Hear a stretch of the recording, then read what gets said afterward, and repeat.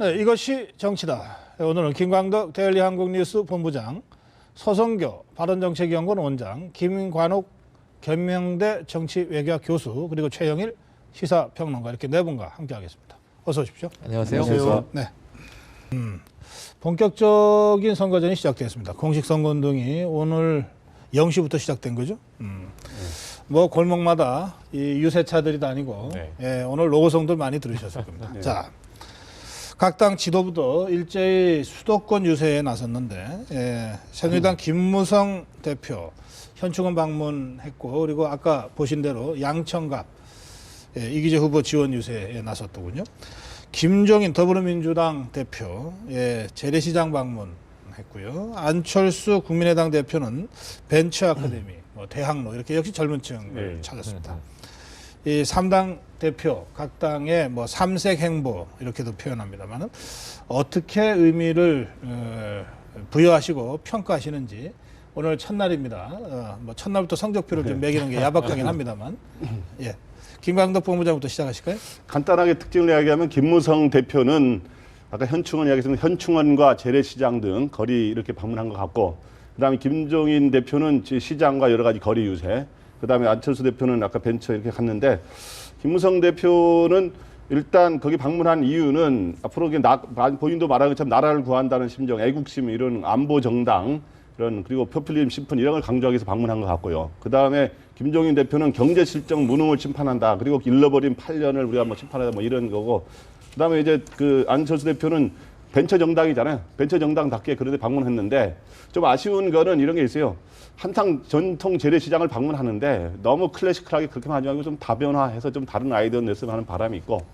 그다음에 김무성 대표가 오늘 현충원 간 거를 왜 하필 현충원이 자주 총선 대권 때는 가지만 그러니까 대권 행보로 하는데 왜 총선 때 하면서 갔느냐 하는 건데, 며칠 전에 그 서해 수호의 날 할 때 그때 공천 파동으로 못 갔어요. 네. 그런 것도 감안한 게 아닌가 생각이 됩니다. 네, 김 교수. 자, 저는 뭐 기본적으로 이 세 당이 모두 다 집토끼, 즉 전통적인 지지층을 공략하는 선거 전략으로 시작했다라고 생각을 합니다. 네. 예컨대 이제 그만큼 이 세 당이 내부 분란이 굉장히 심했다는 거거든요. 그런데 첫째로 이제 안보 이슈를 들고 나오는 거죠. 그래서 새누리당 같은 경우는 지금 당 내가 분열이 돼 있고 결집력도 떨어져 있는데, 안보 이슈가 그 전통적 지지계층을 가장 효과적으로 이제 결집시킬 수 있는 그런 이슈이기 때문에 가능.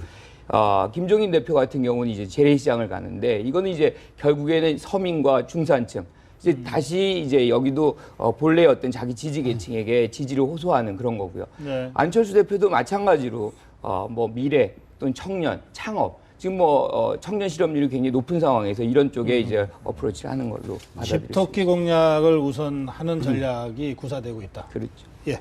네, 그 각자 스타일대로 지금 포석을 놓고 있다, 이렇게 평가할 수 있겠습니다. 아까 다 말씀하셨고요. 결국은 이제 오늘 그 본격 선거운동이 시작됐는데 0시에 서울에서 시작했습니다. 그리고 세 당 공이 동대문 시장에서 시작했습니다. 그 이야기는 곧 이번 총선의 최대 승부처는 서울이다. 그래서 초반에 서울에 집중하는 모습을 보여줬다, 이렇게 평가할 수 있겠습니다. 예. 네, 전 학예회다 이런 생각을 해봤어요. 학예회. 네, 이게 쇼인데 나쁜 의미에서가 아니라 무대 뒤에서 엄청난 잡음이 들려오다가 공천 과정에서는 국민들 눈살을 찌푸리게 했는데 이분들이 선거 한두 번 치러본 분들이 아니지 않습니까? 선거의 프로예요. 막이 딱 올라가니까 자기 색깔, 자기 상징, 자기 키워드 딱 찾아가지고 준비하고 스타트를 딱 한 거죠. 저는 굉장히 정리된 모습으로 국민들이 지켜볼 것이다인데, 이 더 놀라운 건 뭐냐면요. 지금 오프라인만 우리가 다뤘는데 온라인상에서 SNS가 요즘 중요하지 않습니까? 무성이 옥새 들고 나르샤. 이 동영상이 오늘 굉장히 인기인데요. 이걸 새누리당이 만든 거예요. 조동원 홍보기획위원장이 옥새 들고 김무성 대표 도망가고 원유철 원내대표 따라가고 했던 것을 오히려 패러디를 해서 스스로의 약점까지도 트래픽을 올리는 소재로 삼는다. 혀를 내두를 선거 기법이 아닌가, 이런 생각을 해봤습니다. 그래요. 저 김무성 대표가 지금 뛰는 저 장면이고요. 네.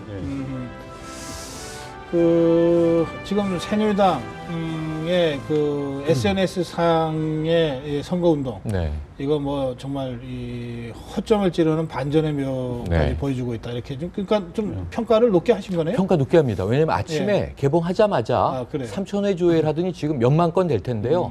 굉장히 화제가 되고 그럼 있습니다. 먼저 저 새누리당에서 한 잔 먹고 들어갔다 이렇게 네, 1점 주겠습니다. 어디 저 더불어민주당이나 국민의당에 점수 줄 만한 구석은 없습니까? 뭐 지금 특별하게 우리가 뭐 이 정도의 점수를 줄 만한 거는 안 나온 거 아닌가. 아 그래 그럼 공식 선거운동 첫날 네. 일단 새누리당 1점 그렇게 정리하겠습니다. 자, 이 수도권은 그렇고 영남과 호남이 전통적으로 뭐 새누리당의 지지 기반 또 더불어민주당의 지지 기반이었는데 네. 이 텃밭에서 이상 기류가 심상치 않게 지금 보이고 있습니다. 그렇죠.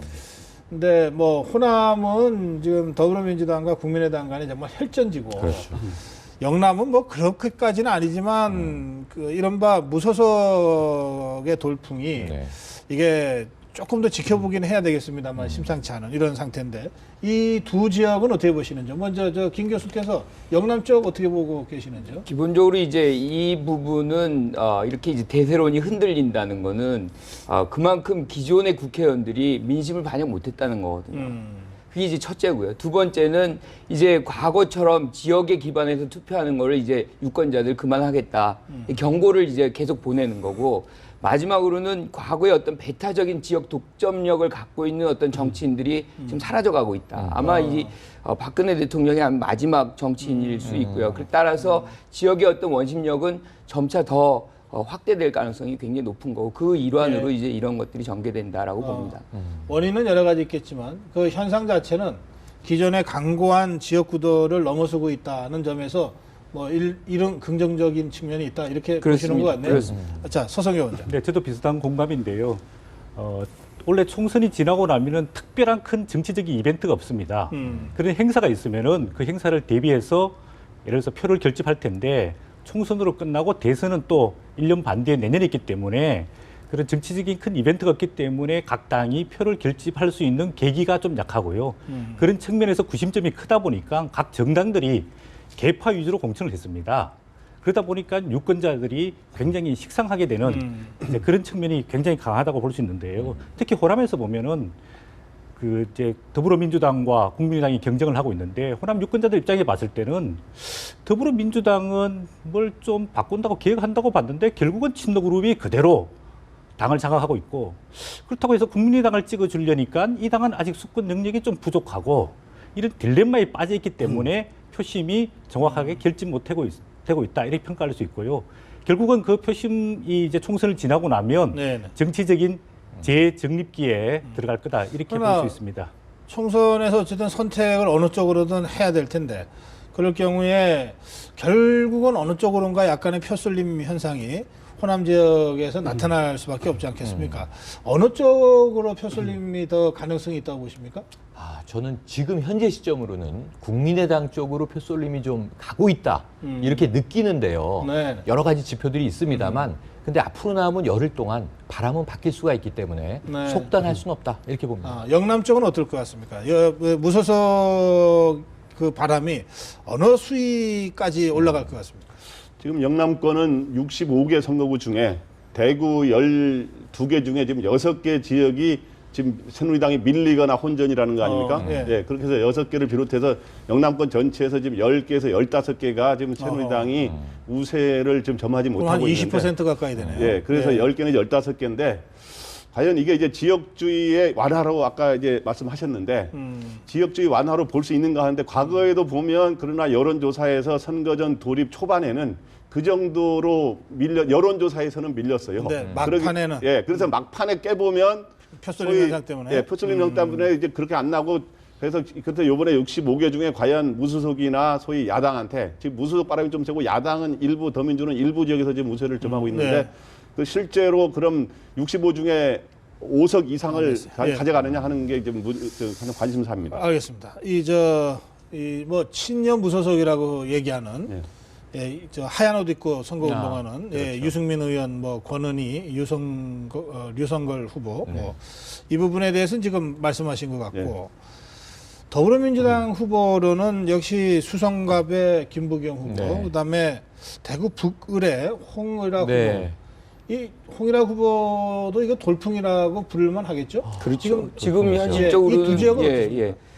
두 지역 모두 다 사실은 이 야권 후보가 경쟁력을 지금 발휘하고 있는 상당히 거예요. 크게 앞서 네. 그런 것 같습니다. 상당히 지금 저 이변적인 조사, 모습이죠. 뭐 상당히 놀랄만한 이 지금 지금 현상인데. 홍의라 후보가 지금 무소속, 더불어민주당에서 무소속으로 탈당을 했는데 사실상 뭐 더불어민주당 42.3%, 그리고 새누리당에서 이번에 새로 공천한 양명모 후보가 26.8%.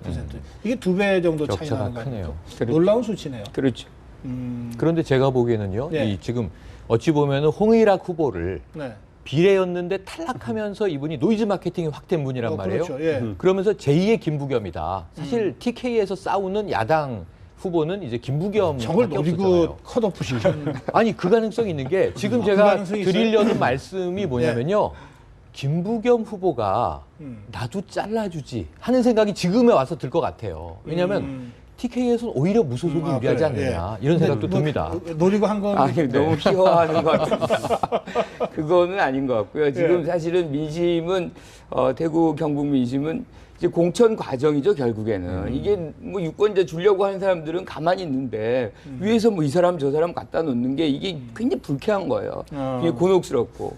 그러니까 이게 지금까지는 이런 일종의 이제 새누리당에 대한 응징적인 여론이 지금 가미가 되고 그러면 있는 거죠. 예, 대구 북을의 홍일학 후보의 지지는 홍일학 후보에 대한 지지도 되지만 그렇죠. 반사적인 거죠. 새누리당의 잘못한 양명모 부분이죠. 후보의 공천 과정에서의 논란 때문에 지금 표가 뭐 특정 인물도 새누리당으로 그렇지만 전반적으로 대구의 어떤 그런 점이 공천 있다. 과정이 그렇게 되고 특히나 이제 더 중요한 거는 이제 친박 후보들이 어떤 새로운 어떤 선거 전략을 내세우는 것이 아니고 그저 이제 대통령에 대한 네. 의존, 의지 이거 외에는 뭐 이렇게 유권자들에게 내보이는 게 별로 없다는 얘기죠. 이제 그런 것들이 실질적으로 뭔가 힘을 갖고 선거를 못 치르게 하는 그런 요인으로 지금 작용을 하고 있는 거죠. 네, 몇 가지 요소가 합쳐진 것 같은데요. 이제 첫 번째는 아까 말씀하신 대로 그 더불어민주당에서 20% 하위 컷오프 되면서 그거에 대한 동정심이 그렇죠. 대구에서 많이 일고 있는 것 같습니다.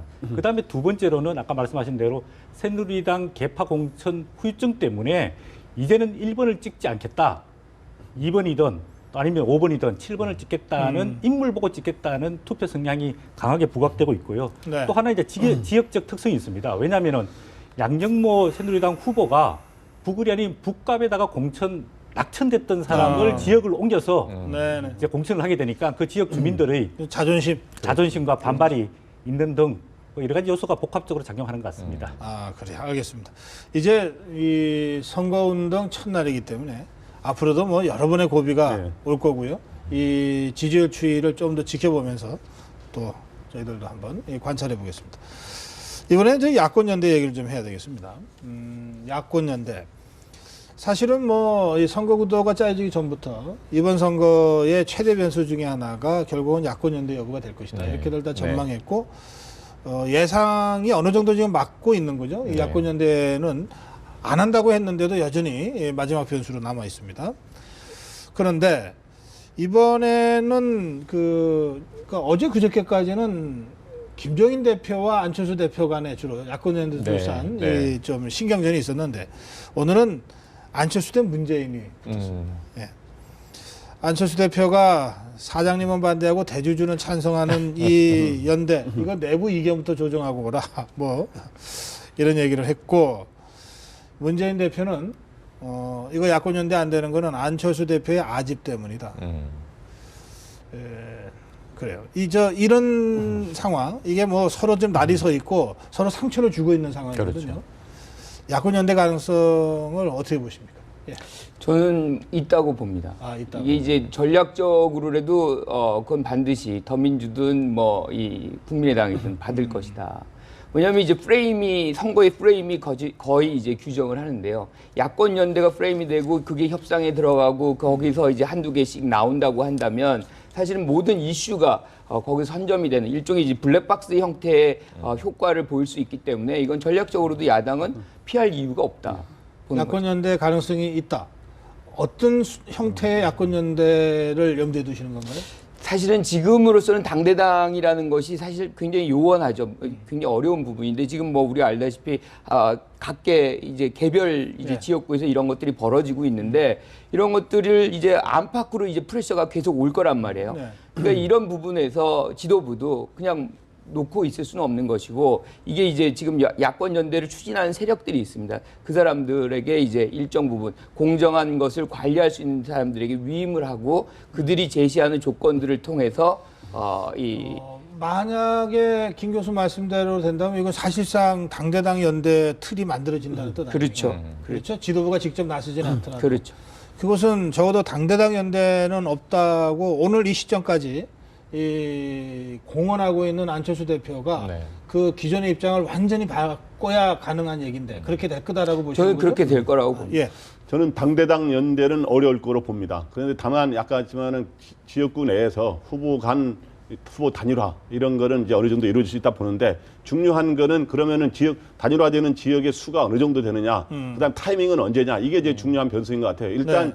지금 당분간은 문재인 전 대표라든가 이제 더민주의 공세가 굉장히 그리고 또 외곽 시민사회 세력의 공세가 굉장히 강화되면서 일단 회동을 추진할 겁니다. 회동에는 응할 수가 있는데 회동에서 결렬될 가능성이 높고 제가 보기에 회동이면 누구와 누구의 회동입니까? 예를 들어서 이제 그 양당의 총선 기획단장급의 회동이 추진될 수 있다는 게 그런 얘기가 나오더라고요. 그러면 정장선, 박선수. 예, 그런 정도 선에서. 근데 회동이 추진될 수 있는데 그걸 완전 전면 거부하기는 좀 어려울 것 같고 가서 여러 가지 조건이라든가 이런 명분 대결 속에서 어느 정도 결렬되되 지역에 맡기자라는 식으로 가는데 그러면은 수가 어느 정도 되느냐인데 지금 오늘 서울 강서병 같은 경우 단일화 하겠다고 지도 예. 방송에 하겠다는 그런 걸 비롯해서 한 10개 정도 선은 있을 수 있다 보는데 그게 수도권에서 30개 가까이가 된다면 상당한 파괴력이고 그리고 시기가 과연 4월 4일 인쇄 종이가 저기 되나 인쇄되기 전에 되느냐 그 이후에 되느냐 이런 차이들이 있을 것 같습니다. 그래요. 저는 불가능하다고 봅니다. 지금 시간이 너무 늦었고요. 타이밍 지나갔고요. 후보 간 연대하는데 한 5곳 내외 나올 것 같고요. 이건 네. 아주 부분적이고요. 그다음에 지지율 격차가 워낙 커진 게 느껴져서 선거 보존금도 찾기 어렵겠다. 한 후보들이 사퇴가 우르르 나올 수 있습니다. 한 10곳에서 20곳. 그래도 국민의당이 수도권하고 전국에서 150여 곳 내외를 뛰는 거거든요. 네. 이건 안철수 대표와 조직의 의지인데 개인의 아집이라고 비난하기에는 비례를 가지고 살아야 되거든요. 네. 원내교섭단체 만들어야 되니까 절대로 포기 안 하고 채찍질을 해서 완주시킬 겁니다. 그럼 이 순간 그 결과에 대해서는 새누리당의 어부지리가 상당히 갈 텐데 이제 두 야당이 그 책임 공방을 총선 이후에 벌이게 되겠죠. 그래요. 지금 비례를 말씀하셨는데 이게 비례가 옛날에는 뭐 의석수 대비였는데 그랬죠. 지금은 이제 정당 비례를 투표를 따로 하죠. 정당별로 따로 하기 때문에 사실은 지역구만 생각하면은 후보 네. 간 연대가 상대적으로 좀 쉬운데 맞습니다. 비례까지 있기 때문에 이 후보를 사퇴시키는 순간 비례로 그 의석에 대한 무슨 보상 같은 거를 네. 생각하지 않을 수 없거든요. 맞습니다. 이게 국민의당도 그렇지만 정의당의 경우에는 맞습니다. 그게 더 심각한 것 같습니다. 이 진보정당은 원래 비례 쪽에서 더 많은 의석수를 확보를 해왔는데 그러니까 뭐 지금 심상정 대표 지역의 경우도 그래서 지금 난항을 겪고 있는 것 같아요. 지금 야권 연대와 관련해서는 더불어민주당과 국민의당 간의 연대도 있고 네. 더불어민주당과 정의당 간의 연대 정의당. 논의도 네. 있는데 이게 좀 한꺼번에 얘기하기 좀 복잡하니까 우선 국민의당과의 연대 얘기만 지금 하신 거 아닙니까? 네, 맞습니다. 그 문제와 관련해서 서 원장 어떤 네. 입장이십니까? 이거는 더불어민주당의 어떤 조급함, 지금 총선 상황을 반증하고 있다고 보여집니다. 왜냐하면 더불어민주당은 지금 새누리당과 또 경쟁을 해야 되고 또 호남에서는 국민의당과 경쟁을 해야 되는 샌드위치적인 상황이 있습니다. 네. 만약에 일부에서라도 야권 연대가 이루어지지 않는다면은 지금 판세로 보면 수도권에서 거의 전멸이라고 볼 수 있습니다. 그런 다급함 때문에 빨리 후보 단일화를 하자고 재촉을 하는 거고요. 네. 또 국민의당 입장에 봤을 때는 아니 문재인 전 대표가 지난번에 이거 분당을 만들었던 책임이 있는 사람인데 이제 와가지고 후보 단일화하자. 누구 뭐 상체에다가 소금 뿌리는 거냐 이런 입장일 수 있습니다. 그리고 또 그 안철수 대표 입장에 봤을 때는 아니 우리가 양당을 심판하자고 지금 제3당으로 나와 있는데 후보 단일화 하게 되면 그 존재를 인정해 주기 때문에 명분이 상실되게 되면 존재감이 무너질 수 있기 때문에 당대당 예, 논의가 알겠습니다. 불가능하고 지역별로는 가능하지 않을까 이렇게 그런데 봅니다. 말이에요. 저는 이 더불어민주당이 지금 야권 연대를 하자고 제안하는데 이게 진짜 야권연대를 하자는 건지 아니면 야권연대라는 명분을 앞세워서 국민의당을 압박하는 건지가 그렇죠. 조금 맞습니다. 헷갈린다. 네. 제가 그렇게 생각하는 이유는 뭐 간단합니다. 이게 사람이 하는 일인데 그렇죠. 야권연대를 당대당이 됐건 후보간 연대가 됐건 하려면 결국은 국민의당의 안철수 대표가 어떤 형태로든 오케이를 해야 돼요. 그렇죠. 네. 그런데 문재인 대표의 발언을 보세요.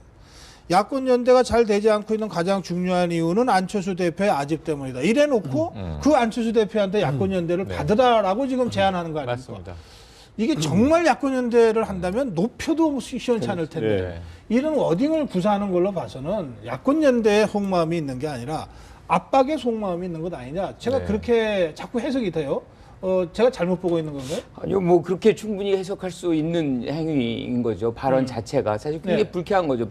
듣는 사람 입장에서는. 네. 근데 이제 제일 저는 어느 부분을 보냐면 결국에는 이제 안철수 대표도 대선을 나가야 되는 사람이고 대선이라는 것은 이제 총선의 결과가 상당히 영향을 미칠 수 있는 거죠. 근데 여기서 이제 뭐 몇 표 차이로 아주 네.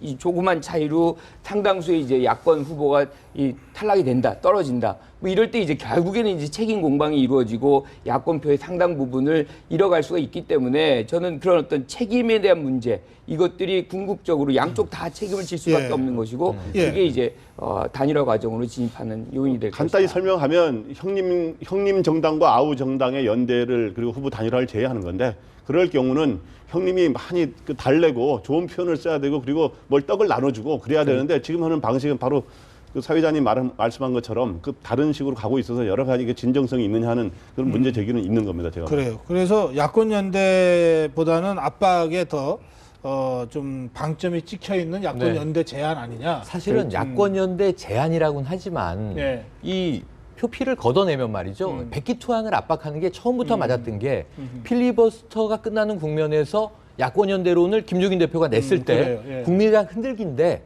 그때 먹혔어요. 음. 김한길 이 선대위원장이 떨어져 나가지 않았습니까? 그러니까 이게 팔씨름에서 모멘텀을 받았을 때 확 꺾었으면 모르겠는데 안철수 대표가 의외로 굳건하게 넘어가다가 버텼습니다. 버텼어. 예. 광야 얘기하면서 나 혼자 내 갈 길 가겠다 하면서 한 번도 안 꺾였거든요. 그러니까 그때도 그러다 보니까 이제 힘의 균형이 중간에서 멎어버린 겁니다. 그러니까 그때도 김종인 대표가 안철수만 빼고 다 와라 이런 그랬죠. 그렇죠. 이렇게 들릴 수 네. 있는 발언들을 그런 가지고 발언을 하지 말았어요. 그러니까 포용적인 자세가 지금 없는 거예요. 그러니까 심상정 의원과의 관계에서도 이런 어그러지는 똑같아요. 것이고 그러니까요. 제1야당으로서 사실은 이 단일화를 실제로 추진하고 있는 건지에 대한 의문을 갖게 하는 행위가 계속 한 나타나고 있는 측면이 거예요. 있는데 한 측면은 그러니까 단순히 그렇다고 쇼잉은 아니고 그리고 책임을 적용하려는 게 아니라 상당한 위기 의식의 발로예요. 이게 더민주가 하나의 호남에서 지금 28개 선거구에서 지금 여론조사 상으로는 국민의당한테 그 선거구 수의 우열의 숫자에서 좀 밀리고 있거든요. 아, 그래요? 예, 그리고 예. 그런데다가 호남을 기본적으로 먹고 수도권에서 상당히 선전하는 거로 이제 해왔는데 수도권에서는 또 이게 3자구도 이상이 돼서 굉장히 어려운 상황 아닙니까? 그래서 김종인 대표가 말한 107석 할 때 내가 책임진다 했는데 그것도 지금 이제는 여유 있게 되는 줄 알았더니 좀 위기 거의 목까지 차이 오니까 이제 그런 위기 의식의 발로에서도 지금 하는 측면이 있습니다. 알겠습니다. 자, 여기에다가 이제 정의당과의 야권 연대는 뭐 거의 완전히 물 건너가는 분위기인 네. 것 같습니다. 네. 우선 이 심상정 대표가 이거 더불어민주당이 후보 주고받기식의 연대를 제안했다고 사실상 폭로성 발언을 폭로했습니다. 해버렸어요. 폭로했죠. 근데 이제 이 더불어민주당의 그 정장선 총선기획단장. 예, 기획단장은 뭐 그런 것은 아니다. 경기 수원정을 경선에 포함시키자고 요청했을 뿐이에요. 이 경기 수원정이 이제 박원석 맞습니다. 정의당 의원이 후보로 출마한 곳인데, 근데 이 심상정 대표가 이런 폭로성 발언을 한 것은 더 이상 야권 연대는 없다. 이걸 사실상 선언한 거라고 봐도 됩니까? 어떻게 봐야 됩니까? 당연하다고 좀 보거든요. 왜냐하면 그렇지 않고서는 야권 연대를 마지막까지 며칠 동안 성사시킬 마음이면 정의당의 대표잖아요. 네. 이거 폭로하지 않겠죠. 근데 지금 내 지역구에서 더불어민주당 후보 빼주는 대신에 박원석 후보를 사퇴시키라고 했다. 수원정에서. 이거는 야합하자라는 이 얘기로 들렸다. 이건 우린 못한다라고 폭로했으니까 네. 정의당과 더불어민주당도 이제 불가능해진 것으로 좀 그렇죠. 봅니다. 이 발언이 나온 이상 네. 더 이상 뭘 하기는. 그럼요. 이제는 어떤 형태로든 야권 연대가 돼도 야합이다라고 공격을 받지 않을 수 없게 지금 상황이 돼버렸네요. 그렇죠. 예, 어떻게 보세요? 예, 결과적으로 그렇게 될 수도 있겠지만은 어쨌든 간에 지금 더불어민주당과 그다음 정의당은 인천에서 13곳 중에서 더불어민주당이 11곳, 정의당이 2곳을 가졌고요. 또 경남 창원 성산에서 정의당의 노회찬 후보가 네. 단일 후보로 선출이 됐습니다. 네, 네. 그런데 심상정 대표가 이런 이야기 했는 거는 좀 더 양보를 받기 위한 아하. 전략이 아닐까 이렇게도 보여질 수 있습니다. 왜냐하면은 과거에 후보 단일화 했던 경험이 없으면은 이런 이야기가 분명히 선을 긋는 그 단절이 있지만은 지금은 과거에 지금 13곳하고 14곳을 지금 후보 단일화를 했습니다. 아하. 그런 측면에서 보자면은 네. 이거는 심상정 대표가 협상의 카드로 내미는 건 아닌가 이렇게 그럼 또 협상의 보여지는 여지는 겁니다. 여전히 있다. 네. 뭐 그렇게 보시는군요. 인천의 13개 중에 2군데를 정의당 후보가 네. 그거는 경선을 통해서 결정된 겁니까? 아니면은 그냥 그렇게 하기로 약속을 한 겁니까? 제가 알기로는 일단 조정을 그렇게 한 걸로 알고 있습니다. 일단 그 정도는 여론조사를 나누기로 거친 일단 걸로 합의를 알고 봤습니다. 있는데요. 네. 그래요? 알겠습니다. 그걸 감안하면은 이번 심상정 대표의 발언도 협상용의 성격도 있다. 그런 측면이 좀 강한 것 같습니다. 제가 보기에는. 예, 알겠습니다. 이 야권도 여권도 하여튼 쉽지 않은 숙제들을 갖고 네. 있는데 이제 이런 상태에서 마침내 이제 붙을 싸움이 붙었습니다. 예, 새누리당의 강봉균 선대위원장, 그렇죠. 더불어민주당의 김종인 김종인 대표, 이 두 사람이 정면 충돌했습니다. 헌법도 안 읽어본 사람 같다. 이 저 헌법 119조 2항 경제민주화 조항을 예. 그렇죠. 얘기하는 것 같습니다. 어떻게 보십니까? 저는요, 이 김종인 대표가 조금 점잖게 지금 받아쳤어요. 그러니까 포퓰리즘이라고 공격을 한 거고, 경제민주화 기치를 헌법 가치를 왜 포퓰리즘이라고 하느냐인데, 김종인 대표를 문재인 전 대표가 불러왔을 때는 어떤 워딩을 기대했었을까 생각해 보면, 포퓰리즘으로 박근혜 정부가 집권하지 않았습니까? 내가 그때 거기 있었습니다. 근데 박근혜 정부가 공약 파기 선언이나 대국민 사과 했습니까? 근데 경제민주화를 포퓰리즘이라고 하면 지금 현재 정부가 집권했던 때의 공약을 스스로 깨버리는 거 아닌가요? 라고 되받아치기 위해서 김종인 대표가 지금 야권 대표로 와 있는 거거든요. 근데 아직 그 수준까지는 그렇게 안 하라고 가서 데리고 왔는데 저는 그렇게 이제 그 수준까지 예측을 해봅니다. 안 가고 아직은 점잖게 하고 있다. 달아오르는 중이겠죠. 그래요? 예, 어떻게 보세요?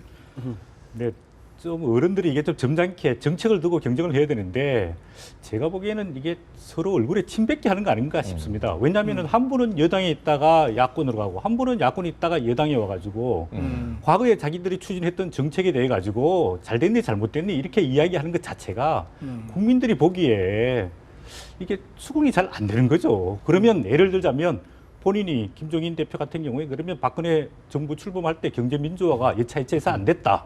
그래서 심판을 해야 된다.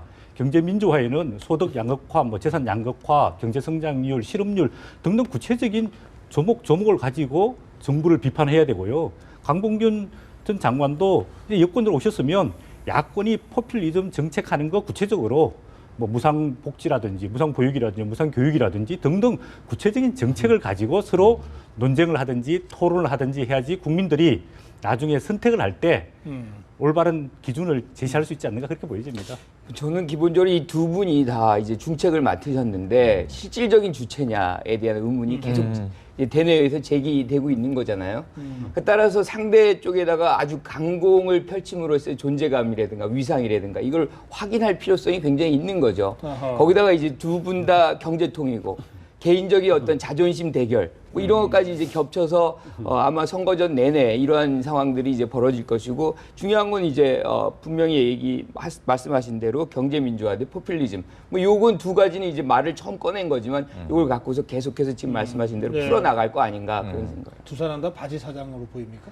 그렇지는 않죠. 그렇지만 이제 그렇게 많은 이제 오해가 있으니까 그런 것들이 이제 불식시키고자 하는 상당히 노력이. 그 역시 정치학자시니까 잘 그렇게 당의 정체성에 맞는 본류의 이론인가 하는 좀 그런 건 잘 지적해 주셨는데 저는 이게 두 사람 논쟁을 보면서 두 사람은 이럴 바에는 TV 토론 우리 연합뉴스 TV 토론에 이 둘이 자리에 나와서 나오시면 좋겠네요. 우리 사회자님이 사회를 보시고 강론 갖고 한번 논쟁을 벌였으면 좋겠어요. 이렇게 지금 보니까 정치 이번에 공천 파동처럼 막 뒤에서 등치고 그런 것보다는 이런 논쟁하는 게 좋기는 합니다만은 네. 아까 말한 것처럼 포퓰리즘이니 헌법도 안 읽어보니 해서 너무 그냥 원론적인 비판에 하지 말고 이번에 양적 완화 논쟁 같은 거 나오지 않았습니까? 그러니까 이런 구체적으로 한번 TV에 나와서 정면으로 한번 대결을 하면 실력 대결을 한번 했으면 좋겠고 국민이 판단할 수 있도록. 그렇죠. 지금 이 김광덕 본부장 얘기대로 이게 양적 완화 논쟁 같은 거 네, 네. 중요하죠. 뭐 이게 당장 선거 이슈라서 중요한 것도 되지만 네. 우리 경제의 맞습니다. 활로와 관련해서 맞습니다. 굉장히 중요한 이슈들이기 네. 때문에 하여튼 뭔가 토론이 되고 결론이 나야 되는 네. 거예요. 예. 그런 점에서 좋은 제안을 하셨는데 두 사람 다 매우 바빠 보여서 예. 이 방송 듣고 있으면 연락 좀 주십시오. 네. 자, 이제 여권 상황도 좀 짚어보겠습니다. 오늘 야권 연대 얘기를 한참 해서요. 네. 자, 이 김무성 대표가 진영 의원에 대한 공격을 했습니다. 뭐 이제 또 당을 갈라섰기 때문에 뭐 불가피하다 이렇게 볼 수도 있지만 이번에 좀 유난히 좀 탈당한 사람들도 많고 맞습니다. 당을 바꾼 사람들도 많아서 말이에요. 자기들도 좀 헷갈리지 않을까 하는 생각도 헷갈릴 것 있고. 같아요. 저는 예. 오늘 진영 배신자라는 구호가 나왔습니다. 그러니까 용산에 가서 김무성 대표가 무슨 얘기를 하냐면요. 진영 의원이 컷오프 된 것까지는 참 안타깝다고 느꼈다. 하지만 정치인으로서는 해서는 안 될 일을 했다. 네. 뭐냐면 이제 여당에서 야당으로 넘어간 걸 지칭하는 거 아닙니까? 그러니까 모여있던 이제 그 지지자들이 새누리당 지지자죠. 진영 배신자 이 구호를 외칩니다. 굉장히 좀 섬뜩한 장면이었는데요. 똑같은 장면이 반대로 부산 조경태 의원 지역구에서 있을 수 있는 거잖아요. 그래요. 예. 똑같은 케이스거든요. 조경태 의원이 이제 더불어민주당 의원이었다가 새누리당으로 입당했는데 거기선 그러면 또 야당 지지자들이 조경태 배신자라고 외치는 거 아닙니까? 그런데 이제 김무성 대표가 그럼 저쪽에서 우리 편으로 온 쪽은 정치인으로서의 금도를 어기지 않은 거고 우리 쪽에서 적진으로 간 거는 금도를 어긴 거다. 이것도 좀 형평성은 공정하지 않으니까 똑같은 사례들이 지금 말씀하신 대로 네. 특이하게 나타나고 있어요. 이거는 누가 누구를 뭐라고 나무라기 좀 어려운 상황 아닌가 싶습니다. 그래요. 예. 저는 뭐 적절한 그 비판이라고 보여지고 있습니다. 원래 그 진영 의원은 지난번 전당대회 할 때 김무성 대표를 지지하고 김무성 대표가 굉장히 가까운 걸로 알고 있습니다. 그래서 아마 이번 공천 과정 속에서도 경선을 통해서 좀 도와주려고 했는데 본인이 컷오프되고 탈당하니까 이제 서운한 감정도 있고 두 번째는 진영 의원을 배신자라고 정확하게 규정을 해야지 그 새누리당 표 결집 효과가 있기 때문에 저는 그렇게 쉽게 규정을 했다라고 보여지고 있고요. 김무성 대표가 이거 대표되고 난 다음에 재보궐선거를 전부 이겼습니다. 그만큼 김무성 대표가 선거에 임하는 그 강도가 굉장히 강한데요. 이것도 쉽게 보면은 네. 긍정 찬성하는 효과보다는 선거 때 비판하는 효과가 훨씬 더 크다는 걸 상대 본인이 비판을 통한 네. 이 지지층 결집 결집과 표 획득 효과가 훨씬 어떤 크다는 걸 알고 있기 면에서는 때문에 그런 불가피한 점에서 거죠. 네. 김무성 대표가 오늘 그 운동권 정당에서 출마한 건 배신이라 이렇게 해서 좀 격한 표현을 쓴 거는 평소에 굉장히 점잖고 또 수위를 조절하시는 분 아닙니까? 근데 이런 표현을 한 거는 최근에 공천 갈등 과정에서 박근혜 대통령 지지층과의 여러 가지 그런 괴리 이런 것들을 좀 보완하기 위한 것도 고려한 거 아닌가 하는 생각도 들어요. 알겠습니다. 자, 이번에는 좀 흰옷 입은 후보들 얘기를 조금 해봐야 되겠습니다. 이 뭐 당마다 다 색깔이 있는데 뭐 잘 아시겠습니다만은 새누리당은 빨간색과 흰색이죠. 그렇죠. 근데 이제 되게 빨간색으로. 그렇죠. 그다음에 이 더불어민주당은 파란색 그리고 국민의당은 녹색을 녹색. 선택했습니다. 갑자기 근데 하얀색 옷이 등장해요. 같이 한번 보시겠습니다. 새누리당 공천을 받지 못한 유승민 의원을 중심으로 새누리당을 탈당한 대구의 무소속 의원들이 연대를 공식화했습니다. 백색 돌풍을 일으키겠다는 각오로 흰색 점포로 선거 유세 복장을 통일했습니다. 권력이 저희들이 찍어내리고 아무리 핍박을 해도 저희 세 명은 절대 굴하지 않고 당당하게 대구 시민의 선택을 받아서 국회에 돌아가서 대구는 새누리당 깃발을 거꾸로 꽂아도 당선되는 곳이 아니라며 자존심을 자극했습니다. 본격적인 무소속 바람몰이에 나선 새 후보. 앞으로 서로의 유세에 힘을 보태며 이번 총선에서 공생하겠다는 결의를 다졌습니다. 친박계를 중심으로 새누리당은 무소속 바람을 잠재우기 위해 총력을 기울이고 나섰습니다. 인지도가 상대적으로 낮은 진박 후보 띄우기에 열을 올리며 박근혜 정부 성공을 위해선 박 대통령의 정치적 고향인 대구에서 확실한 지지를 몰아줘야 한다고 호소하고 있습니다. 대구는 말이죠. 우리 새누리당의 뿌리요, 심장 아닙니까, 심장. 예? 우리 박근혜 정부의 심장입니다. 심장에 작은 구멍 하나 나면요, 바로 결단 납니다. 여권 부동의 텃밭에서 하루아침에 격전지로 바뀌어버린 대구. 새누리당이 보수의 야성을 지켜낼지 주목됩니다. 연합뉴스 TV 강은나래입니다. 예, 유승민 후보 지역구에 새누리당이 무공천했죠. 예, 이재호 후보 지역에도 무공천했습니다. 그래서 이게 사실은 박해받는 피해자 뭐 이러면서 뭐 동정표가 결집 이런 구도가 사실은 잘 안 되고 있습니다. 뭐 무공천을 했는데 그렇죠. 예. 그런데도 어쨌든 이 흰색 옷을 같이 입고 유승민 후보가 다른 유성걸 후보, 권은희 후보 지원에 나섰습니다. 세 사람의 당락 어떻게 예측하십니까? 예. 저는 뭐, 일단은 이제 한 분은 예, 유승민 의원은 된 후보는 것이고요. 이제 뭐 대가능성이 높죠. 아직 다른 후보들이 둘이나 있습니다. 아 그런가요? 예, 야권의 다른 더불어민주당과 예, 뭐 거의 됐다시피 하는 그런 상황인 당선이 거죠. 확실시 되고. 나머지는 제가 알기로는 뭐 경합 중인 걸로 제가 알고 있습니다. 그런데 이게 이제 결국에는 새누리로 얼마나 결집을 하느냐의 문제고 네. 사실 이건 굉장히 문제가 어디에 출발하냐면 공천 파동에 있거든요. 네. 근데 여기서 지금 많은 이 유권자들이 뭘 원하냐면 대구 시민들이 이게 반성을 원하는 겁니다. 우리 유권자들 앞에 두고 이렇게 해놓고선 반성하는 사람이 없는 거거든요. 새누리당의 반성을 원한다. 그렇죠. 이게 이제 반성만 아까 하면 그냥 우리 당선- 저 자료 화면에 이 최경환 의원의 유세 장면 나오는데 저 모습은 반성하는 모습으로 비칠까요? 아니면 아직도 정신 못 차린 모습으로? 저는 후자라고 생각합니다. 왜 그렇게 보십니까? 그러니까 이게 뭔가 이렇게 좀 유권자들한테 이런 것들이 어떻게 됐고 내가 어떻게 하겠다. 뭔가 이렇게 비전도 제시하고 지금까지 어떤 부분은 뭐가 잘못됐고 뭐 이런 것들 알겠습니다. 소상히 얘기를 해주면 대구 시민들이 새누리 중심이기 때문에 그런 상태라면 새누리당으로의 표결집은 당분간 이루어지지 않을 거다. 이렇게 지금 보시는 않을 수 거죠? 있는 거죠. 예, 어떻게 보세요? 예, 저도 동감하는데요. 지난번에 그 친박근혜 대통령 마케팅이 실패했지 않습니까? 진박 마케팅. 진박 마케팅에 예. 진박 마케팅이 실패했는데 또 지금까지 진박 마케팅을 그 박근혜 대통령 이름을 팔아가지고 후광 효과를 노리겠다는 거는 다시 한번 또 실패할 가능성이 저는 크다고 보고요. 지금 대구 경제가 계속 어려웠습니다. 그러면 이 그 친박 후보란 사람들이 모여서 정말 대구 경제를 어떻게 발전시키겠다라고 제시를 해야지 토라진 마음이 돌아올 수 있는데 지금 대구에 그 국회의원 무소속 4명이 지금 출마를 했습니다. 그중에 뭐 2분 정도는 아마 당선 가능성이 상당히 높은 걸로 지금 보여지고 있는데 지금 대구 유권자들의 심리는 이제는 1번만 찍던 시대는 지나갔다. 당보가 안 찍겠다. 무소속 4명이라면 저 3명과 네, 주호영 주호영 의원. 주호영 의원. 네. 그래서 이번에는 인물을 보고 찍겠다. 이런 심리가 작동을 하고 있는 것 같습니다. 알겠습니다. 여기에 아까 저 짚었습니다마는 저 홍일학 의원도 어쨌든 지금 무소속이라서. 그렇죠. 예.